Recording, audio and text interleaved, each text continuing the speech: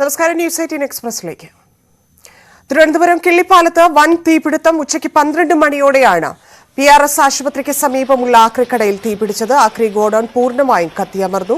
12 fire force യൂണിറ്റുകൾ 1 മണിക്കൂറോളം പ്രയത്നിച്ച് സ്ഥിതിഗതികൾ നിയന്ത്രണ വിധേയമാക്കി. തീ ഇപ്പോഴും പൂർണ്ണമായി നിയന്ത്രണ വിധേയമായിട്ടില്ല. പരിസരത്തെ കെട്ടിടങ്ങളിൽ നിന്ന് ആളുകളെ ഒഴിപ്പിച്ചു.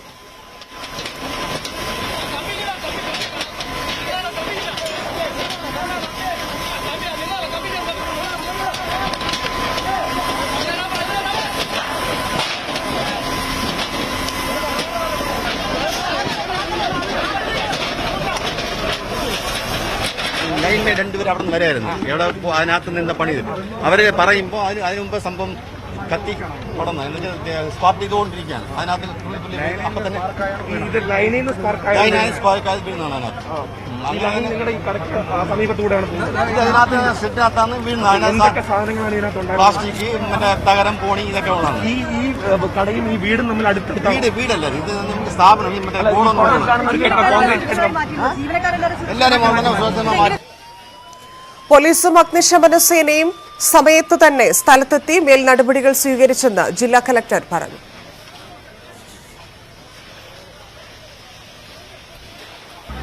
ഏതെങ്കിലും ഒരു സ്ക്രാപ്പ് സാധനങ്ങളിൽ നിന്നാണ് ഈ ഫയർ തുടങ്ങിയതാണ് ഒരു പ്രൈമറി ഇൻഫർമേഷന്റെ ബേസിൽ. വളരെ പെട്ടെന്ന് തന്നെ 5 ഫയർ എഞ്ചിൻസ് ട്രിവാൻഡ്രം, വിരിഞ്ചം ആൻഡ് ചാക്കാൻ എന്ന് നമ്മൾ ഇവിടെ തന്നെ പെട്ടെന്ന് അറേഞ്ച് ചെയ്തിട്ട് ഫയർ ഫോഴ്സ് ഡിപ്പാർട്ട്മെന്റ് ആണ് വളരെ പെട്ടെന്ന് ആക്ട് ചെയ്തതാണ്. As of now, the situation is under control. Fire is not spreading outside the first spot of fire. പക്ഷേ ഇതിൽ റബ്ബർ അങ്ങനെ ഒരു സാധനങ്ങളുണ്ട്, പിന്നെ ഒരു ചെറിയ പെയിന്റ് ബോക്സ്, പഴയ ഓയിൽ അങ്ങനെയുള്ള ഒരു സാധനങ്ങളിൽ നിന്നാണ് തുടങ്ങിയതാണ് നമുക്ക് മനസ്സിലാക്കാൻ ഇപ്പോൾ പറ്റുന്നുണ്ട്. അതുകൊണ്ട് ഇതിന്റെ സ്മോക്ക് കുറച്ച് കൂടുതലായിട്ട് സമയം ഇവിടെ നിൽക്കും. ആൾക്കാർക്ക് വേണ്ടി പറയാനുള്ള പോയിന്റാണ്, ഭയം വേണ്ട. പക്ഷേ ചുറ്റും വലിയ ആൾക്കാരുണ്ടെങ്കിൽ you please close your windows. എല്ലാ ജനങ്ങളും കൂടെ തന്നെ ക്ലോസ് ചെയ്തിട്ട് വെക്കണം. പുറത്ത് പോവുകയാണെങ്കിൽ കുറച്ച് ദൂരത്ത് തന്നെ നിൽക്കുക. ഇവിടെയുള്ള ആൾക്കാർ അയൽവാസി ആണെങ്കിൽ ഇവിടെ ക്രൗഡിംഗ് വരാറത്. ഇപ്പോൾ നിയന്ത്രണ വിധേയമാണ്.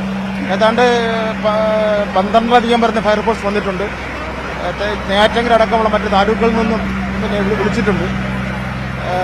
ഇത് ആക്രിക്കട ആയതുകൊണ്ട് ഒരുപാട് ആക്രി സാധനങ്ങളുണ്ട്. ഈ പെയിന്റിന്റെ ബോക്സ് അങ്ങനെയൊക്കെയുള്ള കാര്യങ്ങളൊക്കെ ഉണ്ട്. അപ്പോൾ അതുകൊണ്ട് കത്തുന്നതിന്റെ ശേഷി കൂടുതലാണ്. അപ്പോൾ കഴിഞ്ഞ 1 മണിക്കൂർ നേരം എല്ലാവരും അശ്രാന്ത പരിശ്രമം നടത്തുകയാണ്. ഇവിടെ ജില്ലാ കളക്ടറുണ്ട്, സിറ്റി പോലീസ് കമ്മീഷണറുണ്ട്, ഞാനുണ്ട്, മേയറുണ്ട്. എല്ലാവരും ഞങ്ങൾ ഏകോപിപ്പിച്ച് കാര്യങ്ങൾ നന്നായി നടത്തിക്കൊണ്ടിരിക്കുകയാണ്. ഏതാണ്ട് ഇപ്പോൾ നിയന്ത്രണ വിധേയമാണ്. ഒരു 10-15 മിനിറ്റ് പൂർണ്ണമായി നിയന്ത്രണ വിധേയമാണ്. ജീവനക്കാരെല്ലാം മാറ്റം കഴിച്ചിട്ടുണ്ട്. ചുറ്റുമുള്ള ആൾക്കാരൊക്കെ മാറ്റി അത് അപ്പോഴേ തീ കത്തി തുടങ്ങിയപ്പോൾ തന്നെ ചുറ്റുമുള്ളവരെ മുഴുവൻ മാറ്റിയിട്ടുണ്ട്. വീടുകളിൽ നിന്നും ഒരു ബുദ്ധിമുട്ടും ഉണ്ടായിട്ടില്ല. വീടുകളിൽ നിന്ന് നാട്ടുകാർക്കോ ആർക്കും വേറെ ഒരു ട്രാജഡി ഉണ്ടായിട്ടില്ല. എങ്ങനെ തീപിടുത്തം ഉണ്ടായെന്നുള്ളത് അതെപ്പം പറയാൻ വേണ്ടി പറ്റില്ല. അതൊക്കെ അന്വേഷണത്തിൽ കൂടെ കണ്ടെത്തേണ്ട കാര്യമാണ്. ആളപായമൊന്നും ഉണ്ടായിട്ടില്ല. തീ നിയന്ത്രണ വിധേയമാണ് എന്നാണ് അറിയുന്നത്.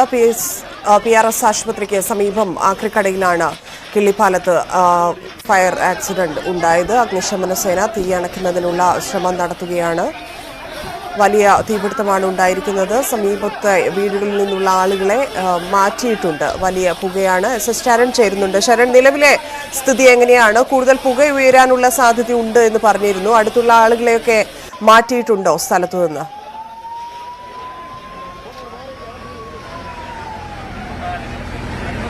സംഭവം ഉണ്ടായപ്പോൾ തന്നെ ആളുകളെല്ലാം കൃത്യമായി മാറ്റിയിരുന്നു. അതുകൊണ്ട് തന്നെ വലിയൊരു അപകടത്തിലേക്ക് പോയില്ല എന്നുള്ളതാണ് ഏറ്റവും വലിയ ആശ്വാസകരമായ കാര്യം.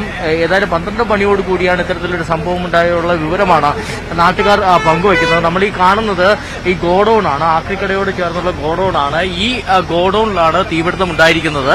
അതായത് ഈ ഇലക്ട്രിക്കൽ കമ്പിയിൽ നിന്നും സ്പാർക്ക് ഉണ്ടാവുകയും തുടർന്നാണ് ഈ തീപിടുത്തം ഉണ്ടായെന്നുള്ളതാണ് ഇവിടുത്തെ നാട്ടുകാരും ഇതോടൊപ്പം തന്നെ ആക്രിക്കട ഉടമ വ്യക്തമാക്കുകയും ചെയ്തിരിക്കുന്നത്. വലിയൊരു നാശനഷ്ടം തന്നെ നമുക്ക് ഇവിടെ കാണാൻ കഴിയുന്നുണ്ട്. ഇവിടെ നിറയെ തകര ഷീറ്റുകൾ ഉണ്ട്, ഇതോടൊപ്പം തന്നെ മറ്റ് പ്ലാസ്റ്റിക് ഉൽപ്പന്നങ്ങൾ ഉണ്ട്, ഒപ്പം തന്നെ ഈ എഞ്ചിൻ ഓയിൽ അടക്കമുള്ള കാര്യങ്ങൾ ഇവിടെ ഉണ്ടായിരുന്നു. ഇതാണ് ഇത്തരത്തിൽ തീ ആളി പടരുന്നതിലേക്ക് കാര്യങ്ങൾ നയിക്കുകയും ചെയ്തിരുന്നത്. ഏതായാലും ഒരുപാട് സമയം ഇത്തരത്തിൽ തീ ആളി കത്തുന്ന ഒരു സാഹചര്യമാണ് ഉണ്ടായിരുന്നത്. ഒപ്പം തന്നെ വലിയ തോതിൽ പുക വീഴുന്ന സാഹചര്യവും ഉണ്ടായിരുന്നു. ഏതായാലും നമുക്കിപ്പോൾ ഇപ്പോൾ ഡെപ്യൂട്ടി മേയർ ചേരുകയാണ്. ഇപ്പോഴത്തെ ഒരു സാഹചര്യം എങ്ങനെയാണ്? അപ്പോൾ ഇവിടെ ഈ ദുരന്തം ഉണ്ടായത് വളരെ ഗൗരവമായി തന്നെ നഗരസഭ കാണുകയാണ്. ആരാധ്യയായ മേയർ ഇവിടെ വന്നുപോയി. സെക്രട്ടറിയും ഞാനും ഡെപ്യൂട്ടി മേയർ എന്ന നിലയിൽ ഈ നമ്മുടെ ഇവിടുത്തെ സുരക്ഷാ ക്രമീകരണങ്ങൾ പാലിച്ചുകൊണ്ടാണോ ഇത്തരം ആക്രിക്കടകൾ പ്രവർത്തിക്കുന്നു നമ്മൾ പരിശോധിക്കേണ്ടിയിരിക്കുന്നു. അതിനിപ്പോൾ ഉത്തരവിട്ടു എന്നാണ് ഞാൻ അറിയുന്നത്.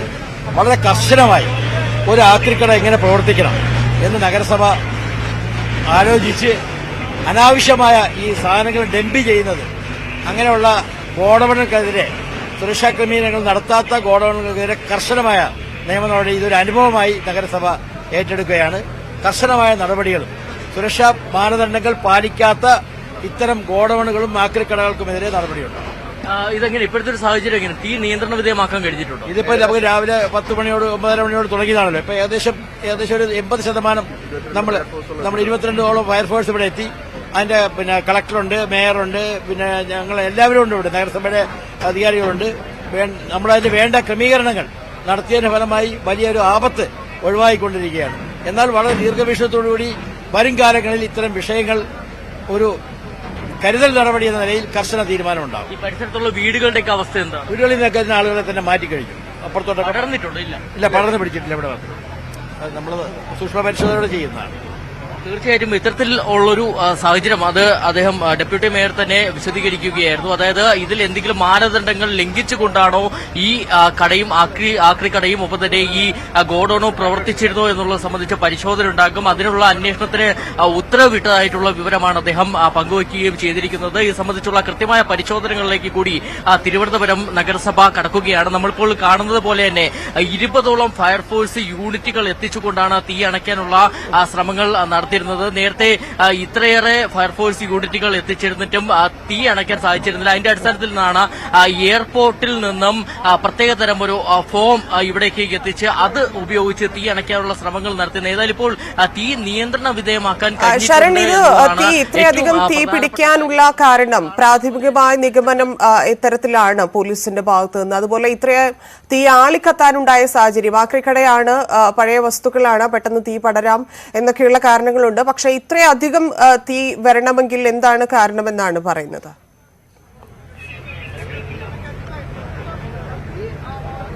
അതായത് ധന്യ ഈ പ്രധാനമായും അതായത് ഔദ്യോഗികമായിട്ടൊരു വിശദീകരണം ഇത് എങ്ങനെയാണ് തീപിടുത്തമുണ്ടായതെന്ന് സംബന്ധിച്ചുള്ള ഔദ്യോഗികമായ വിശദീകരണം ഇതുവരെയും ലഭ്യമായിട്ടില്ല. എങ്കിൽ പോലും ഈ ആക്രിക്കട ഉടമ വ്യക്തമാക്കുന്നത് നമ്മൾ ഈ കാണുന്നത് പോലെ തന്നെ ഈ ആക്രിക്കട അതിനോട് ചേർന്നുള്ള ഗോഡൌൺ ഇതിന്റെ മുകളിലായിട്ട് ഇലക്ട്രിക്കൽ കമ്പികളുണ്ട്. ഈ ഇലക്ട്രിക് ലൈനിൽ നിന്നുമുള്ള സ്പാർക്കാണ് തീപിടുത്തത്തിലേക്ക് നയിച്ചതെന്നുള്ള ഒരു പ്രാഥമിക വിവരമാണ് ഈ ആക്രിക്കട ഉടമ വ്യക്തമാക്കുകയും ചെയ്തിരിക്കുന്നത്. ഏതായാലും അത്തരത്തിൽ ഒരു വലിയ തീപിടുത്തത്തിലേക്ക് പോവുകയായിരുന്നു. ധന്യ സൂചിപ്പിച്ചതുപോലെ തന്നെ എങ്ങനെയാണ് ഇത്ര വലിയ തീപിടുത്തം ഉണ്ടായെന്നുള്ള ഒരു ആശ്ചര്യം ഏവർക്കും ഉണ്ടാകും. അതിന് കാരണം അതായത് ഇവിടെ നിരവധി എഞ്ചിൻ ഓയിൽ അടക്കം ആക്രി സാധനങ്ങൾ, അതായത് പ്ലാസ്റ്റിക് അടക്കം തകര ഷീറ്റുകൾ അടക്കം ഒരുപാട് ഈ തീ ആളി കത്താൻ കാരണമാകുന്ന ഒരുപാട് ഉൽപ്പന്നങ്ങൾ ഇവിടെ ഉണ്ടായിരുന്നു. അങ്ങനെയാണ് അതൊരു വലിയ തീപിടുത്തമായി മാറുകയും ചെയ്തിരുന്നത്. ഏതായാലും മണിക്കൂറുകൾ നീണ്ട പരിശ്രമത്തിന് ഒടുവിലാണ് ഇപ്പോൾ ഈ തീ നിയന്ത്രണ വിധേയമാക്കാൻ കഴിയുന്നത്. നേരത്തെ നമുക്ക് ഇവിടെയുള്ള ദൃശ്യങ്ങളൊന്നും തന്നെ കാണാൻ കഴിയാത്ത സാഹചര്യമായിരുന്നു. പരിസരത്തുള്ള വീടുകൾ കാണാൻ കഴിയാത്ത സാഹചര്യമായിരുന്നു. ഇപ്പോൾ ഈ പുക മാറിയോടുകൂടി അല്ലെങ്കിൽ പുക ഒഴിയുന്നതോടുകൂടി നമുക്ക് ഈ പരിസരത്ത് എത്രത്തോളം വീടുകളാണ് ഉള്ളതെന്നുള്ളതിൽ കൃത്യമായി കാണാൻ കഴിയുന്നുണ്ട്. നമുക്കറിയാം ഈ ആക്രിക്കടയ്ക്ക് ചുറ്റും, അതായത് ഈ ഗോഡൌണിന് ചുറ്റുമായിട്ട് നിരവധി വീടുകളാണുള്ളത്. ഏകദേശം ഇതിന്റെ പിറകിലൊക്കെ 50ഓളം വീടുകളുള്ള സാഹചര്യമാണ് ഉണ്ടായിരുന്നത്. അതുകൊണ്ട് തന്നെ എല്ലാവരെയും ഭയപ്പെടുത്തി അല്ലെങ്കിൽ ആശങ്കപ്പെടുത്തിയ ഒരു കാര്യം അത്തരത്തിൽ തീ വീടുകളിലേക്ക് പടരുമോ എന്നുള്ളതായിരുന്നു. എന്നാൽ ഫയർഫോഴ്സിന്റെയും ഒപ്പം തന്നെ നാട്ടുകാരുടെയും കാര്യക്ഷമമായിട്ടുള്ള ഇടപെടൽ കാരണം അത്തരത്തിൽ വീടുകളിലേക്ക് തീ പടർന്നിട്ടില്ല എന്നുള്ളതാണ് ആശ്വാസകരമായ കാര്യം. മറ്റൊരു പ്രധാനപ്പെട്ട കാര്യം, ഈ ഗോഡൌണിൽ തീപിടുത്തമുണ്ടാകുമ്പോൾ തന്നെ ഇവിടെ ജീവനക്കാരുണ്ടായിരുന്നു. എന്നാൽ ഈ ജീവനക്കാരെ സമയോചിതമായി തന്നെ ഇവിടെ നിന്ന് കൃത്യമായി മാറ്റാൻ കഴിഞ്ഞിരുന്നു. അങ്ങനെ തന്നെ ആളപായം ഉണ്ടായിട്ടില്ല എന്നുള്ള ആശ്വാസകരമായ വിവരം കൂടിയാണ് പങ്കുവയ്ക്കാനുള്ളത്. നേരത്തെ മന്ത്രി വി ശിവൻകുട്ടി ഇവിടേക്ക് എത്തിയിരുന്നു. തിരുവനന്തപുരം ജില്ലാ കളക്ടർ നവജോത് ഖോസ എത്തിയിരുന്നു. ഇവരെല്ലാം തന്നെ വ്യക്തമാക്കുന്നത് ആളപായമോ പരിക്കോ ഒന്നും തന്നെ ആർക്കും ഉണ്ടായിട്ടില്ല. അത്തരത്തിലുള്ള ഒരു ആശ്വാസകരമായ കാര്യമാണ് ഉള്ളത്. എന്നാൽ വലിയൊരു നാശനഷ്ടം തന്നെ നമുക്ക് ഇവിടെ കാണാൻ കഴിയുന്നുണ്ട്. അതായത് ഈ ആക്രിക്കടയും അതിനോട് ചേർന്നുള്ള ഗോഡൌണും എല്ലാം പൂർണ്ണമായും കത്തി നശിച്ചിരിക്കുന്ന ഒരു സാഹചര്യമാണുള്ളത്. ഒപ്പം തന്നെ ഈ തെങ്ങുകൾ ഒക്കെ കത്തിക്കരിഞ്ഞ നിലയിലുള്ള ഒരു കാഴ്ച നമുക്ക് ഇവിടെ നിന്ന് കാണാൻ കഴിയുന്നുണ്ട്. അത്രയേറെ പൊക്കത്തിൽ ആളി പടരുന്ന അല്ലെങ്കിൽ തീ ആളിക്കത്തുന്ന ഒരു സാഹചര്യമാണ് കുറെ സമയമായിട്ട് നമ്മളിവിടെ എത്തിയത് മുതൽ അത്തരത്തിലൊരു വലിയ സാഹചര്യമാണ് നമുക്ക് കാണാൻ കഴിഞ്ഞിരുന്നത്. ഏതായാലും ഇപ്പോൾ ഈ തീ നിയന്ത്രണ വിധേയമാക്കാൻ കഴിഞ്ഞിട്ടുണ്ടെന്നുള്ള ആശ്വാസകരമായ കാര്യമാണുള്ളത്. എങ്കിൽ പോലും പുക ഇപ്പോഴും തുടരുന്നുണ്ട്. ഈ പരിസരമാകെ തന്നെ പുക മൂടിയിരിക്കുന്ന ഒരു സാഹചര്യമാണ്. ഏതായാലും ഇപ്പോൾ ഹിറ്റാച്ചി എത്തിച്ചുകൊണ്ട് ഇവിടെ നിന്നും ഇത് മാറ്റുന്ന കാഴ്ചകൾ നമുക്ക് ഇവിടെ കാണാൻ കഴിയുന്നുണ്ട്. അരുൺ കൂടി ചേരുന്നുണ്ട്. അരുൺ, ഇതിലൊരു ആശങ്കയുണ്ടായിരുന്നത് തീ പടരുമോ എന്നുള്ള ആശങ്കയുണ്ട്. അതിനേക്കാൾ ഉപരി PRS ആശുപത്രിയുടെ സമീപമാണ് ഈ അഗ്നിബാധ ഉണ്ടായിരിക്കുന്നത്. അപ്പൊ ആശുപത്രി ഇത് ഏതെങ്കിലും തരത്തിൽ പ്രവർത്തനത്തെ ബാധിക്കുമോ എന്നൊക്കെയുള്ള പേടി ഉണ്ടായിരുന്നു. അങ്ങനെയുള്ള എന്തെങ്കിലും പ്രശ്നങ്ങൾ നിലവിലുണ്ടോ? സമീപത്തു നിന്ന് ആളുകളെ മാറ്റേണ്ട സാഹചര്യം, കാരണം നമുക്ക് ദൃശ്യങ്ങളിൽ നിന്ന് തന്നെ വ്യക്തമാണ് വളരെയധികം പുക വ്യാപിച്ചു കഴിഞ്ഞു. അത് ഒരുപാട് സമയമെടുക്കും പുക മാറാൻ വേണ്ടി എന്നൊക്കെ കാണുമ്പോൾ അറിയാം. അത് ആശുപത്രിയെ ബാധിച്ചിട്ടുണ്ടോ? എന്താണ് സ്ഥിതി? ആശുപത്രിക്ക് കുറച്ച് അകലമുണ്ട് ഈ തീപിടുത്തമുണ്ടായ സ്ഥലത്ത്. അതുകൊണ്ട് തന്നെ അവിടെ വലിയ രീതിയിൽ തീ ബാധിക്കില്ല. പക്ഷെ പുക ഈ പ്രദേശമാകെ ഏകദേശം പല കിലോമീറ്ററുകൾ വ്യാപിക്കാൻ തന്നെയാണ് സാധ്യത. ആ രീതിയിൽ വലിയ പുക നമ്മൾ നേരത്തെ ആദ്യം ഈ തീപിടുത്തമുണ്ടായ സമയങ്ങളിൽ കണ്ടിരുന്നു. ഇപ്പോഴും അത് കാര്യമായ മാറ്റമില്ല. ഇപ്പോഴും പുകയുണ്ട്. എന്നാൽ നേരത്തെ ഒരു അത്ര ആധിക്യം ആ പുകയുടെ കാര്യത്തിലില്ല. പക്ഷെ ഇപ്പോൾ നമുക്ക് പ്രത്യക്ഷത്തിൽ കാണാനാകുന്നത് തീ നേരത്തെ പലയിടത്തും ആളിക്കത്തി തീ ഏറെക്കുറെ അണഞ്ഞിരിക്കുന്നു. ഈ തകര പാട്ടകൾക്കിടയിൽ വീണ്ടും തീ ഉണ്ടെങ്കിൽ അത് അണയ്ക്കാനുള്ള ശ്രമമാണ്. നേരത്തെ പലയിടത്തും അത്തരത്തിൽ അടിയിൽ നിന്ന് കത്തി വരുന്ന സാഹചര്യം ഉണ്ടായിരുന്നു. ഓയിലുകൾ നിറച്ച തകരപ്പാട്ടയാണ്. പെയിന്റുകൾ ഉള്ള പാട്ടകളുണ്ട്, ഷീറ്റുകളുണ്ട്, വലിയ തകര ഷീറ്റുകൾ അടുക്കി സൂക്ഷിച്ചിട്ടുണ്ട്. അതിൻ്റെ അടിയിൽ നിന്നെല്ലാം വീണ്ടും തീ ഉണ്ടാകാൻ സാധ്യതയുണ്ട്, അല്ലെങ്കിൽ ആളി കത്താൻ സാധ്യതയുണ്ട്. അത് അണയ്ക്കാനുള്ള ശ്രമമാണ് ഇപ്പോൾ ഉദ്യോഗസ്ഥർ നടത്തുന്നത്. ഓരോ പാട്ടയും വലിയ ഓയിൽ ക്യാനൊക്കെ മാറ്റി അവിടെ നിന്ന് ഓയിൽ ക്യാനുകൾ മാറ്റി തീ പൂർണ്ണമായും അണയ്ക്കാനുള്ള ശ്രമത്തിലാണ് ഫയർഫോഴ്സ് ഉദ്യോഗസ്ഥരുള്ളത്. ഇതിനെക്കുറിച്ച് എന്താണ് ഉദ്യോഗസ്ഥർ എന്താണ് അരുൺ പറഞ്ഞത്? കാരണം ജനവാസ മേഖലയാണ്, ഇത്തരത്തിൽ ആശുപത്രിക്ക് സമീപമാണ് ആക്രിക്കട പ്രവർത്തിക്കുന്നു. അതും ചെറിയ കടയല്ല, വലുതാണ്, നമുക്കറിയാം. അപ്പം ഇത്തരത്തിലുള്ള സംഭവങ്ങൾ ചാലയിലൊക്കെ വലിയ തീപിടുത്തം ഉണ്ടാകുമ്പോൾ എത്ര വലിയ നഷ്ടമാണ് ഉണ്ടാകാറുള്ളതെന്ന് അറിയാം. അപ്പോൾ ഇതിങ്ങനെ ജനവാസ മേഖലയിൽ തുടരുന്ന കാര്യത്തിൽ ഇല്ലെങ്കിൽ എന്താണ് ഇത്തരത്തിൽ തീ വരാനിടയായ സാഹചര്യം എന്ന് ഉള്ളതിനെ കുറിച്ച് ഉദ്യോഗസ്ഥർ എന്താണ് പറഞ്ഞത്, കലക്ടർ ഉൾപ്പെടെ? തീർച്ചയായും അത്തരമൊരു തീപിടുത്തത്തിന്റെ കൃത്യമായ കാരണങ്ങളിലേക്ക് ഇതുവരെയും നിഗമനങ്ങൾ ഉണ്ടായിട്ടില്ല. സ്വാഭാവികമായും വരും മണിക്കൂറിൽ ഉണ്ടാകും. പക്ഷേ നമുക്കിവിടെ നിന്ന് മനസ്സിലാക്കാൻ കഴിയുന്നത്, പ്രത്യക്ഷത്തിൽ തന്നെ മനസ്സിലാക്കാൻ കഴിയുന്ന വളരെ അപകടകരമായ സാഹചര്യം ഇവിടെ ഉണ്ട്. ഈ ആക്രിക്കടയ്ക്ക് തൊട്ടടുത്ത് തന്നെ അത് അത്രത്തോളം വലിയ മറ്റൊരു ഗോഡൌൺ ഉണ്ട്. ചുറ്റും വീടുകൾ, ചുറ്റുമെന്ന് പറയുമ്പോൾ അതിൻ്റെ 4 ചുറ്റും വീടുകൾ തന്നെയാണ്. നമ്മളിപ്പോൾ നിൽക്കുന്നൊരു വീട്ടിലാണ്, കുട്ടികളടക്കമുള്ള ഈ വീട്ടിൽ ഇപ്പോഴുമുണ്ട്. അതിന് ചുറ്റും വീടുകളാണ്, മറ്റ് വ്യാപാര സ്ഥാപനങ്ങളുണ്ട്. ഒരു റോഡിനപ്പുറം നിരവധി കടകൾ, കിള്ളിയാറിൻ്റെ വശത്തായി നിരവധി കടകൾ ഈ റോഡിന് അപ്പുറമുണ്ട്. അത്തരത്തിൽ വളരെയധികം ജനങ്ങൾ തിങ്ങിപ്പാർക്കുന്ന, ജനങ്ങൾ ദിവസവും വന്നുപോകുന്ന ഒരു പ്രധാനപ്പെട്ട പ്രദേശമാണ് ഇവിടം. അവിടെ ഇത്തരത്തിൽ ഈ വീടുകളോട് ചേർന്ന് ഒരു മതിലിനപ്പുറം എന്ന് പറയുമ്പോൾ ഒരു 5 മീറ്റർ പോലും വ്യത്യാസമില്ലാതെയാണ് വീടും കടകളും ഈ ആക്രി ഗോഡൌണുകൾ തമ്മിലുള്ള വ്യത്യാസം. അവിടെയാണ് ഇത്തരം സാധനങ്ങൾ സൂക്ഷിച്ചിരിക്കുന്നത്. അവിടെ നിന്നാണ് തീ പടർന്നു പിടിച്ചിരിക്കുന്നത്. അതാണ് ഈ അപകടത്തിന്റെ വ്യാപ്തി കൂട്ടിയത്. ഇപ്പോഴും പൂർണ്ണമായും അപകട അവസ്ഥ മാറിയിട്ടില്ല.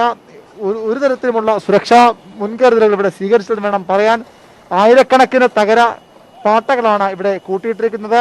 ഓയിൽ കൊണ്ടുവരുന്ന പാട്ടകൾ, പെയിന്റ് സൂക്ഷിച്ചിരുന്ന പാട്ടകൾ, അത്തരത്തിൽ തീ പടർന്നു പിടിക്കാവുന്ന തീ പിടുത്തമുണ്ടായാൽ അത് ആളിക്കത്താൻ, നമ്മളിപ്പോൾ കണ്ടതുപോലെ മണിക്കൂറുകളോളം ആളിക്കത്താൻ ഇടയാക്കുന്ന വസ്തുക്കൾ തന്നെയാണ് ഇവിടെ സൂക്ഷിച്ചിട്ടുള്ളത്. ചില ലൈറ്ററുകളുടെ ഭാഗമുണ്ട്.